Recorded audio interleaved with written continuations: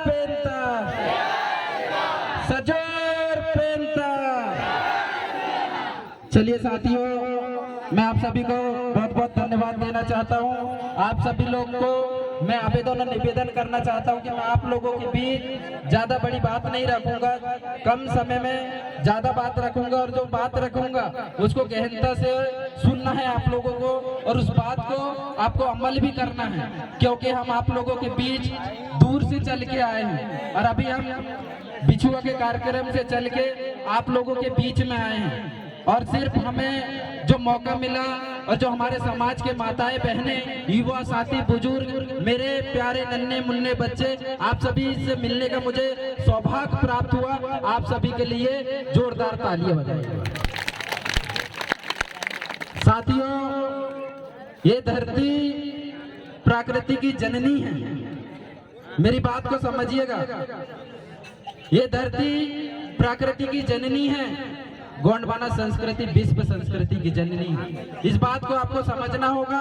मैं आप लोगों को बता देना चाहता हूं कि हमारा ये गोंडवाना जो मूवमेंट है, गोंडवाना आंदोलन जो है हमारा, इसकी लड़ाई क्या है, इसकी जरूरत क्या पड़ी कि हमें इतनी रात को 1:30-2 बजे दूर दूर से चल के हमारे माताएं बहनें, युवा साथी, बुजुर्ग इतनी दूर चल के इस कार्यक्रम में आने का क्या उद्देश्य है, आपको समझना होगा ना।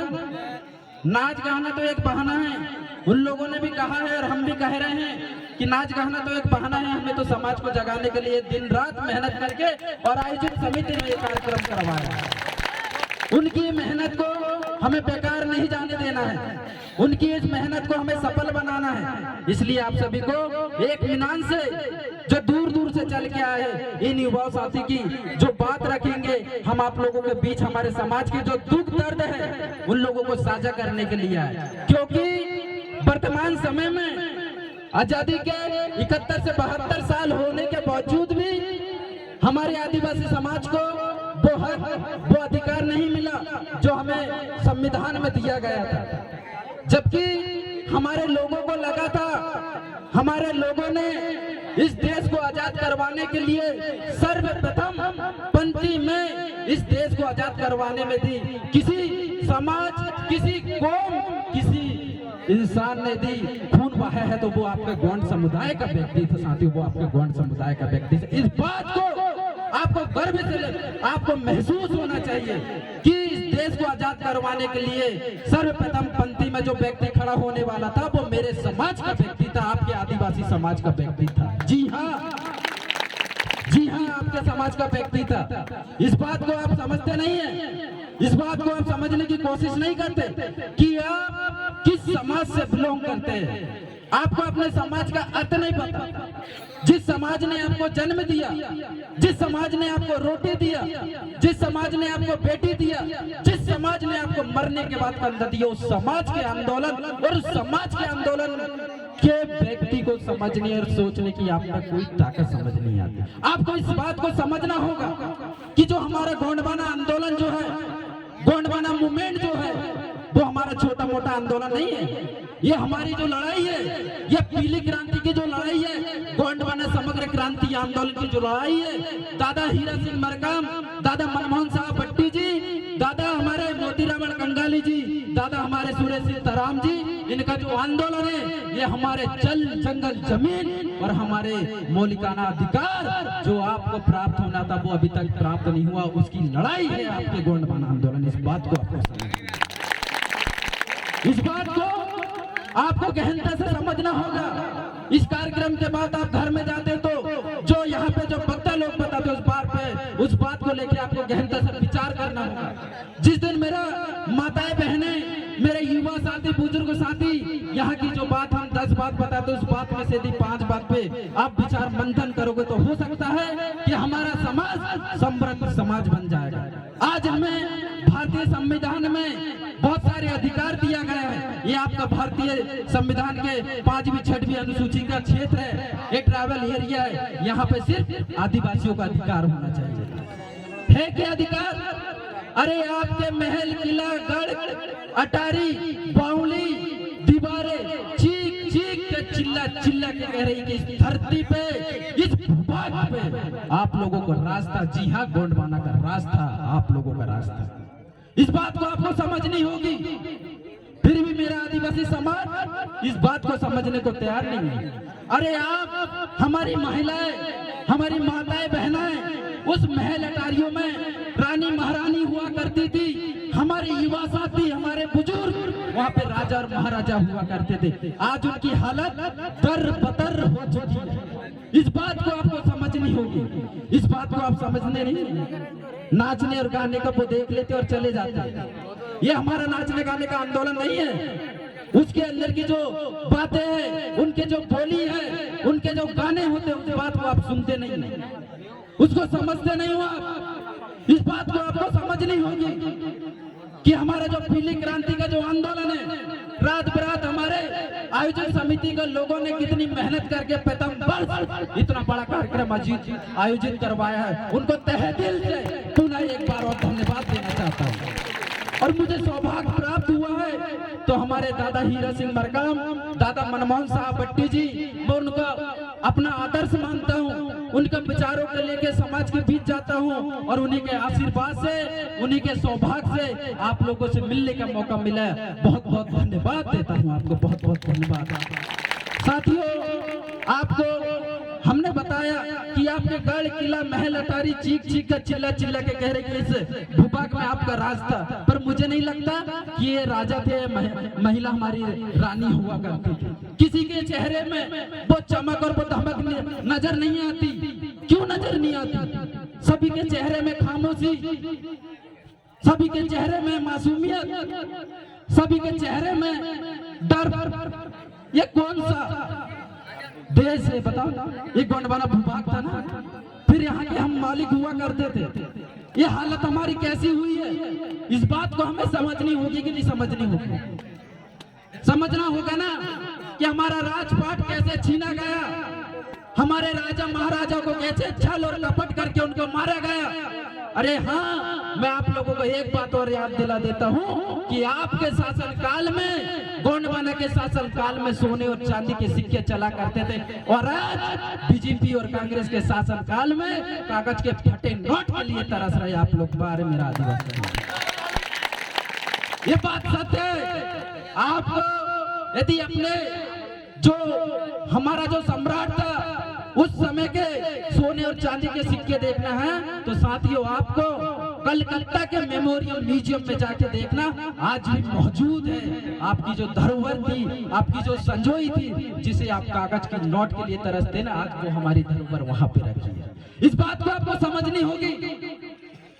हम समाज के लिए लगातार संघर्ष करते रहते हैं और हमने अपनी समाज की बेटी को न्याय दिलाने के लिए मलांडाना तामिया का मामला सुने होंगे आप, जो हमारी समाज की बेटी थी, जिसके साथ अन्याय अत्याचार हुआ, जो दुल्हन बनी हुई थी, वहां पे एक थाना प्रभारी प्रति मिश्रा आती है और हमारी दुल्हन को लात मार देती है और हमारे कलश को लात मार देती है, हमारी संस्कृति का अपमान कर देती है। अरे हम उस परिवार के ऊपर क्या बीती होगी, जिस परिवार की जो बेटी थे, उन माता पिता के ऊपर क्या बीती होगी, जो अपनी पूरी जिंदगी अपने बेटे और बेटी की शादी करने के लिए पैसा एकजुट करते हैं। शर्म नहीं लगी थी उन लोगों को? उनको न्याय दिलाने के लिए, जी हाँ, न्याय दिलाने के लिए हमने संघर्ष किया, आंदोलन किया। आंदोलन के बाद क्या मिला हमें पता है? जेल मिला, जेल। 21 दिन इस समाज के लिए जेल काट के आए हम दोनों युवा साथी। 21 दिन हमें संघर्ष करो। हम आप लोगों के बीच है और आप लोगों का जो प्यार है उसके खातिर हमने 21 दिन, मैं बता देना चाहता हूँ कि जब मैं वहाँ पे 21 दिन जेल में रहा तो 20 दिन बिल्कुल नींद नहीं आई मुझे। इस समाज की याद आ रही थी, उस बहन की याद आ रही थी, उस माँ की याद आ रही थी, उस पिता की याद आ रही थी, जिनने अपने बेटी के शादी के लिए इतने अरमान से उनको इकट्ठा करके एक शादी का समारोह आयोजित किया था। उनकी बेटी के साथ इतना बड़ा अन्याय हुआ। यदि हमारा जेल आए हम और उनको न्याय नहीं मिला तो हमारी कितनी बड़ी हार हुई। साथियों, हमें जेल में डाल दिया गया, हमें डराया गया, चमकाया गया। हमें उस आंदोलन को दूर करने के लिए शासन प्रशासन, सत्ता में बैठे लोगों के कॉल आया करते थे हमारे पास कि आप उस मामले से दूर रहिए। आप पढ़ने लिखने वाले युवा हो, आपको कोई मतलब नहीं है वहां के मामले से। हमने कह दिया हम अपने समाज के लिए आंदोलन तो क्या अपनी जान गंवाने के लिए भी तैयार हैं। हमने सीधे सीधे स्पष्ट शब्दों में शासन प्रशासन के साथ दम खम के साथ हमने वहां पे अपनी बात रखी। तो जी हाँ, हमारी बात कुछ हद तक शासन प्रशासन ने मान ली थी, पर क्या करे, हमारे समाज में विभीषण ज्यादा पैदा होते हैं। विभीषण के वजह से विभीषण नहीं होता तो हमारा पुरखा जो रावण था वो आज जिंदा होता, और वो आज भी जिंदा है। व्यक्ति एक बार मरता है, एक बार उसकी मिट्टी होती है, उसकी अग्नि होती है, उसको तो प्रति वर्ष जलाया जाता है। नहीं, रावण जिंदा है, आपका पुरखा जिंदा है। इस बात को आपको समझनी होगी। साथियों, आप लोगों के साथ अन्याय अत्याचार हुआ है। आप कब तक अन्याय अत्याचार सहते रहोगे? आप 5वीं 6वीं अनुसूचित क्षेत्र में रहने वाले आदिवासी हो। यहाँ का जो कानून है वो यहाँ का ग्राम सभा का कानून आप लोगों के हाथ में है। यहाँ का थाना कोर्ट कचहरी की कोई जरूरत नहीं पड़ेगी। आपके ट्राइबल एरिया में आपको भारतीय संविधान की 5वीं 6वीं अनुसूची में ग्राम सभा का अधिकार दिया गया, रूढ़ी प्रथा का अधिकार दिया, जिसमें 2 साल से सजा के कम वाले उनकी जो सजा होती है। जो छोटे छोटे न्याय हुआ करते थे पहले, हमारे यहाँ ग्राम सभा हुआ करती थी, रूढ़ी प्रथा जिसको बोला जाता था। हमारे यहाँ जो 70-80 साल के जो सियाने बुजुर्ग बैठे होंगे उनसे पूछना साथियों कि मैं सही बोल रहा गला। गांव में झगड़ा होता था, झांसा होता था, तो हमारे आदिवासी भाई वहाँ पे एक सभा आयोजित करते थे। उस सभा में निर्णय लिया जाता था, जो दोषी व्यक्ति था उसको दंडित करके उसको वहाँ पे सजा दी जाती थी नहीं। आज भी कहीं कहीं क्षेत्रों में हम छिंदवाड़ा में चले जाते हैं तो वहाँ आज भी, जी हाँ, आज भी 5वीं 6वीं अनुसूची की रूढ़ी प्रथा माना जाता है। और मैं ज्यादा बड़ी बात नहीं करता, मैं हमारे गांव की बात करता हूँ। चौरई से सामान्य क्षेत्र में आता हमारा गांव। मैं कुकरई का रहने वाला हूँ। वहाँ पे हमारे गांव में छोटे छोटे जो झगड़े झांसे होते हैं ना, वहाँ की ग्राम सभा उसका निर्णय करती है, उसको दंडित करती है। हम लोग वहाँ पे थाना नहीं जाते, थाना जाने की जरूरत नहीं पड़ती, क्योंकि हमारे बीच हमारे बुद्धिजीवी वरिष्ठ हमारे बुजुर्ग लोग उपस्थित है, जो वो निर्णय स्वयं ले सकते हैं। वो ये अधिकार उनको भारतीय संविधान देता है। इस बात को आपको समझनी होगी। हमारे भाई देवराम बलाबी जी की एड्रेस के माध्यम से 5वीं 6वीं अनुसूची को लेकर बहुत क्षेत्रों में जा रहे हैं। हो सकता है वो आपके क्षेत्र में भी पहुंचे, 5वीं 6वीं अनुसूची को लेकर आपको गहनता से समझाएंगे। आपके हक अधिकार, आपकी जीने की राह जो होगी वो 5वीं 6वीं अनुसूची होगी। जी हाँ, आपको उसको अमल करना होगा। यदि आप अमल नहीं करोगे तो ऐसे ही रात दिन भर आप जागते रहोगे और आंदोलन भी करते रहोगे, कार्यक्रम भी करते रहोगे, तो हमारा आदिवासी समाज जागने के लिए तैयार नहीं रहेगा। यदि आपको हमारे आंदोलन को शक्ति देने का काम करना है तो आइए हमारा हाथ मजबूत कीजिए युवा नेतृत्व का। हम आने वाले समय में तख्त बदल देंगे, ताज बदल देंगे, दुश्मनों का राज बदल देंगे। ये लिख के रख लो ये बात कि पवन शाह से हमने आपसे कुछ बोला था। साथियों, अभी हमारी कोई काम धंधे करने की थी, हमने तो ग्रेजुएट कंप्लीट कर लिया। मेरा बीएससी कंप्लीट होने के बावजूद भी मुझे आसानी से जॉब मिल जाती 40-45 हजार की, फिर भी मैंने नौकरी करना नहीं चाहा। मैंने ऐसा क्यों चाहा कि हमें समाज सेवा करना है? क्योंकि मुझे मेरे समाज का दर्द सहा नहीं जाता था, मुझे अपने समाज का दर्द देखा नहीं जाता था, क्योंकि प्रतिदिन मेरे आदिवासी समाज के साथ अन्याय अत्याचार होते थे।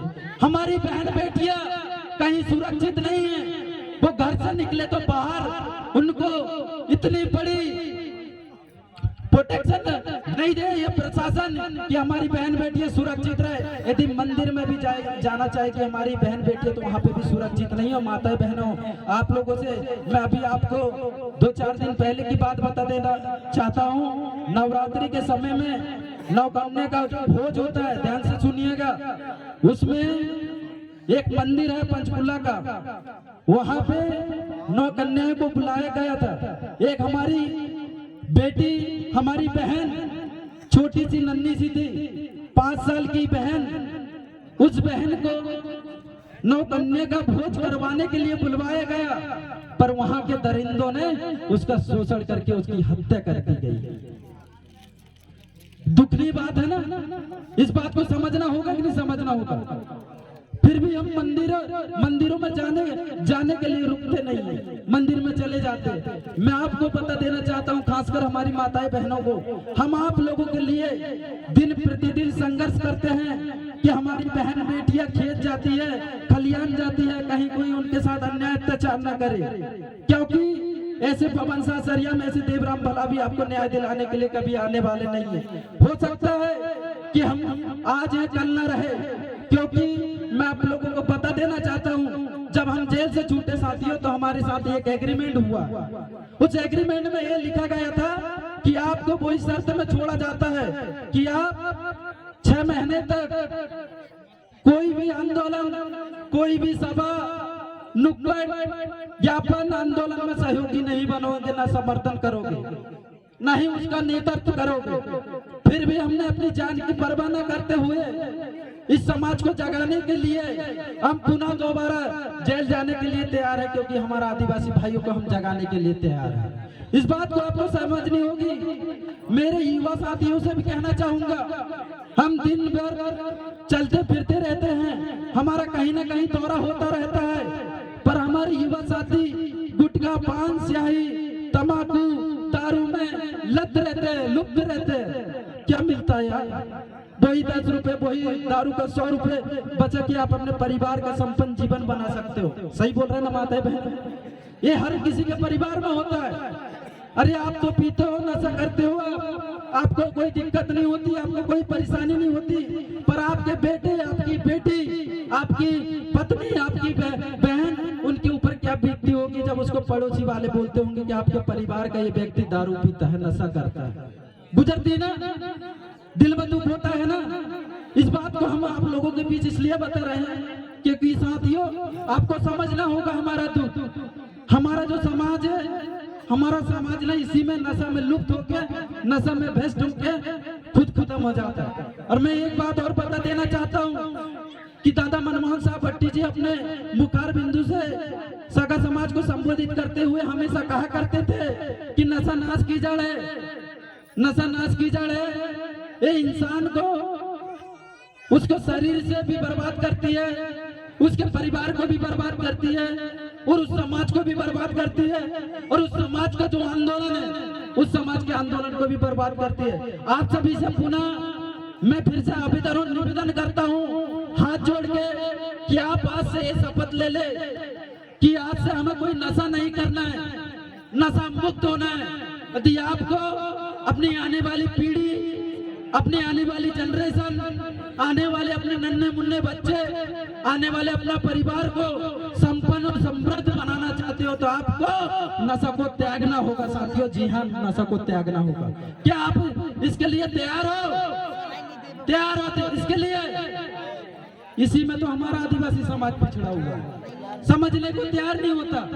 अरे वही 10 रुपए का गुटखा, दिन में 3 गुटखा खाते हो, 30 रुपए बचेगा साथियों आपका। आपकी उसी से बहन पढ़ेगी, बेटी पढ़ेगी, आपके लड़के बच्चे पढ़ेंगे, उनको पढ़ाया नहीं करते आप। मैं तो कहना चाहूंगा मेरे माताएं बहनों से, मेरे बुजुर्ग साथी, मेरी महिलाएं बहनें, आप लोग अपने बाल और बच्चे, अपने बेटी और बेटा को इतना पढ़ाओ कि उनको अधिकारी बनाओ, तब हमारे समाज का उद्धार हो सकता है, वरना हमारा समाज का विनाश होने से कोई नहीं रोक सकता। एक ऐसी ताकत है, बाबा साहब ने हमें एक ऐसा ताकत दिया है, ऐसा एक हथियार दिया है जिसको हम लोग समझ नहीं रहे। हमारा गांव का रहने वाला आदिवासी समाज 10वीं 12वीं पढ़ता है और पढ़ाई छोड़ देता है। क्यों नहीं करते आप लोग पढ़ाई? क्या आपकी मंशा नहीं होती अधिकारी बनने की, एसपी कलेक्टर बनने की मंशा नहीं होती, बड़े बड़े अधिकारी बनने की मंशा नहीं होती? तो फिर आप पढ़ाई करो। आपको जहां भी कोई भी प्रॉब्लम होगी तो आपके बीच में ये छात्र संगठन बैठा, आपको दल और बल और धन के साथ आपको मदद करने के लिए तैयार बैठा। आपको इस बात को समझनी होगी। यदि हमें समाज को नई दिशा देना है तो आपको पढ़ना होगा। एक ऐसा हथियार है जिसको हम बिना मारे और बिना तोड़े फोड़े हम इस कलम को उठा के इस कागज पे लिख के हम उस अधिकारी बन सकते हैं जहाँ पे हमारा समाज का हम लोग विकास कर सकते हैं और हमारे समाज की विकास की धारा खोल सकते हैं। साथियों, मैं आप लोगों से कहना चाहता हूँ, आने वाले समय में आपको अपना एक राजा बिठाना है। राजा बिठाने की भी एक कहानी बताता हूँ। बाबा साहब ने भारतीय संविधान में एक बहुत अच्छा हमको लोकतंत्र दिया है। लोकतंत्र में क्या है? लोकतंत्र में जनता का अधिकार दिया है। लोकतंत्र बना इसलिए साथियों कि पहले राजतंत्र था और राजतंत्र में राजा का बेटा ही राजा बना करता था, गरीब का बेटा राजा नहीं बना करता था। राजा जिसके सर पे हाथ रखेगा वो ही राजा बनता था। पर हमें लोकतंत्र की जो आजादी मिली है, हमें लोकतंत्र जो मिला है वो जनता के हित और जनता की आजादी के लिए मिला है। लोकतंत्र में आपको फुल फ्रीडम, फुल आजादी मिलती है कि आप अपने क्षेत्र में अपने उज्जवल परीक्षा पास करके उच्च पद पर बैठ जाओ साथियों, तो आपके आदिवासी समाज को कोई हिलाने वाला है नहीं। जिस समाज में हम हमारे समाज की बात कर लेते हैं, थोड़ा सा मैं और लूंगा 2 मिनट का। हमारे समाज में 10 वकील, 10 पुलिस वाले, 10 इंजीनियर, 10 एसपी, 10 कलेक्टर होंगे तो उस समाज का विकास कैसे नहीं होगा? बताइए आप, विकास होगा कि नहीं होगा? वो मदद करेंगे ना अपनी। इस बात को आपको समझनी होगी। हम जो आंदोलन लेकर आए हैं, गोंडवाना आंदोलन, ये पवित्र आंदोलन है। गोंडवाना समग्र क्रांति आंदोलन से निकली है चिंगारी भिन्न संगठनों में बट के अपने समाज को जगाने का काम करने वाले हमारे युवक साथी बैठे हैं, जो छात्रों को छात्र की बात करके छात्र संगठन हमारे क्षेत्रों में जा जाके उनको छात्रों को जगाने का काम कर रहे हैं। युवा साथियों से कहना चाहूंगा कि आइए आप सब लोग हमारे गोंडवाना आंदोलन को चिंगारी दीजिए, मजबूत कीजिए, मिट्टी का तेल डालिए, अंगार लगाइए और हमारे आंदोलन को आगे बढ़ाइए। इस आंदोलन को कोई रोकने वाला माई का लाल नहीं होगा। इस बात को आपको समझनी होगी, क्योंकि नौजवान युवा साथी मैं समझता हूं कि संघर्षों के साया में घनघोर जवानी पलती है। संघर्षों के साया में घनघोर जवानी पलती है। जवानी जिस ओर जाती है, जवानी जिस ओर जाती है, जमाना उस ओर झुक जाता है, जमाना उस ओर झुक जाता है। दादा मनमोहन साहब भट्टी जी कहा करते थे, जिस ओर जवानी जाती उस ओर जमाना जाता है। आई नदिया के बीच खड़े हो जाए तो नदिया की भाव बदलने की और धार बदलने की जो ताकत होती है वो युवाओं में होती है। मैं माता शक्तियों से कहना चाहूंगा, लास्ट पंक्ति में आप कीजिए राज तिलक की तैयारी, आ रहे हैं हमारे सतरंगी धारी। घर घर सतरंगी छाएगा जब गोंडवाना राज लाएंगे हम लोग। आप लोगों से कहना चाहूंगा, बढ़िया खिलाइए पिलाइए अपने बेटे और बेटियों को, पढ़ाइए लिखाइए और आंदोलन में उनको आधा घंटा 1 दिन का समय दीजिए उनको। वो हमारे गोंडवाना आंदोलन को, जो आंदोलन जो हमारा है, जिससे हमें मान मिल रहा है, सम्मान मिल रहा है, जीने की एक राह मिल रही है। हम दूसरों को मंचों में खड़े होते थे, हमारे समाज के लोगों को मान में नहीं मिलता था, सम्मान नहीं मिलता था। हमारे समाज की जो गतिविधियां थी उनको साझा करने के लिए हमें मौका नहीं दिया जा रहा था। पर धन्य उन क्रांतिकारियों का, उन आदर्श महापुरुषों का जो गोंडवाना आंदोलन को लेकर हमारे बीच आने और गोंडवाना आंदोलन का झंडा और बैनर छोड़ के गए। ऐसे हमारे दादा हीरा सिंह मरकाम और दादा हमारे मनमोहन साहब भट्टी जी को तहे दिल से सेवा जोहार करता हूं, उनके लिए जोरदार तालियां बजाइए। साथियों, मैं ज्यादा समय न लेते हुए एक शायरी के साथ अपनी बात को विराम दूंगा। ये बात को ध्यान से सुनिएगा। लिख रहा हूँ अंजाम, लिख रहा हूँ अंजाम जिसका कल लगा जाएगा। लिख रहा हूँ अंजाम जिसका कल लगा जाएगा। मेरा लहू का एक एक कतरा इस गोंडवाना के काम आएगा, इस गोंडवाना के काम आएगा। बहुत बहुत धन्यवाद साथियों, आप लोगों ने मुझे सुना। आप सभी को तहे दिल से सेवा जोहार। एक साथ फिर से मुट्ठी बांध कर नारे लगाएंगे एक बार जोरदार तरीके।